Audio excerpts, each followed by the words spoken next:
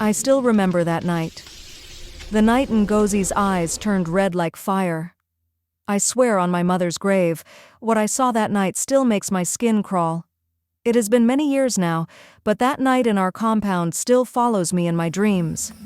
Sometimes I wake up sweating, my heart beating fast, as if she is standing beside my bed, humming that same strange song. My name is Ifeoma. I was 12 years old when my father, Ngozi, decided to marry a second wife. He said he needed another woman to help my mother in the house. But everyone in our village knew my mother, Adaku, was hardworking.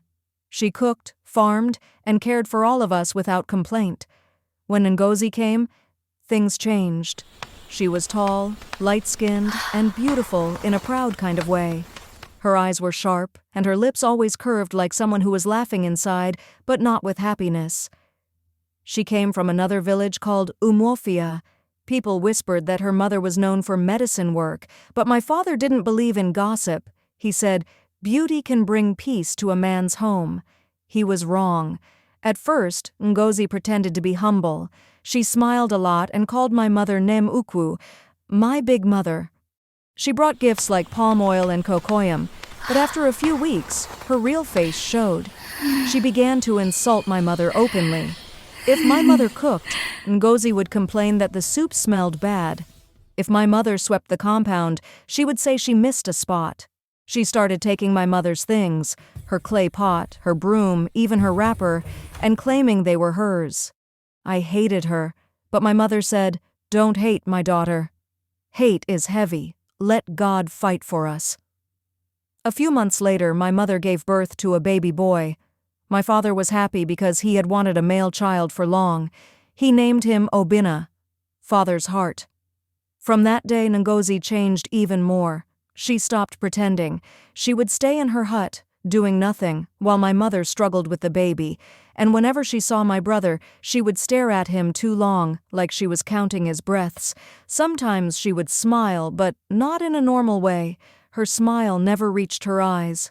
One night, when Obinna was about 2 months old, he started crying in a strange way. His body would shake, and his eyes would roll up. We thought it was fever. My mother took him to the dibia, the medicine man. The dibia looked at the baby and said, "Someone is using dark things against this child. The person lives close to you." He gave my mother some white chalk, enzu, and told her to mark the baby's forehead with it every night, to protect him. When Ngozi saw the chalk mark the next morning, she laughed and said, "So chalk is now medicine, eh? Why not use ash, too?" Her laugh made me cold inside. One evening, around midnight, I heard my brother crying again. My mother was asleep beside him, tired from working all day. The moonlight was bright, and everything outside was quiet except the crickets. I wanted to fetch water to cool my brother's head. When I stepped out, I heard a whisper behind the house.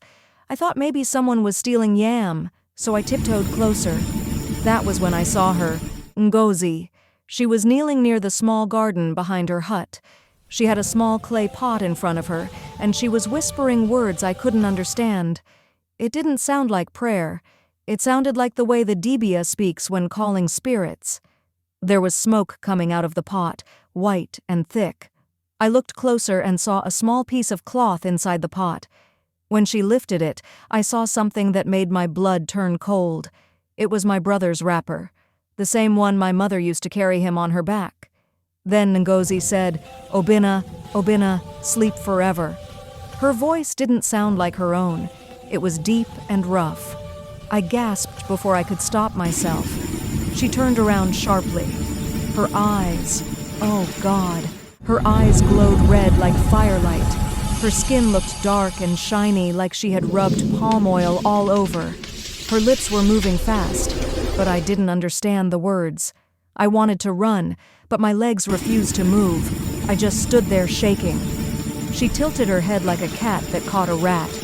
Then from inside the house, Obinna screamed louder than before, like something was tearing his soul. Ngozi dropped the pot, and it vanished into the soil, like the ground swallowed it whole. She looked up at the moon and laughed, a low, dry laugh that didn't sound human.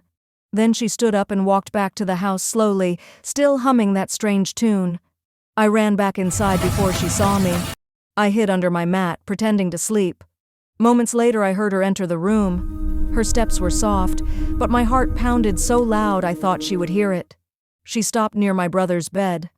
I heard her whisper, "Sleep, small one, sleep long."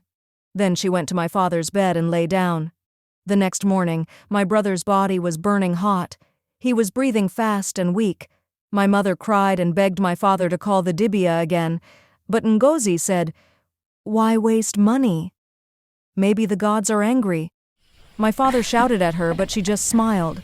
When the Dibia came, he asked everyone to leave the room except my mother. I hid near the door to listen.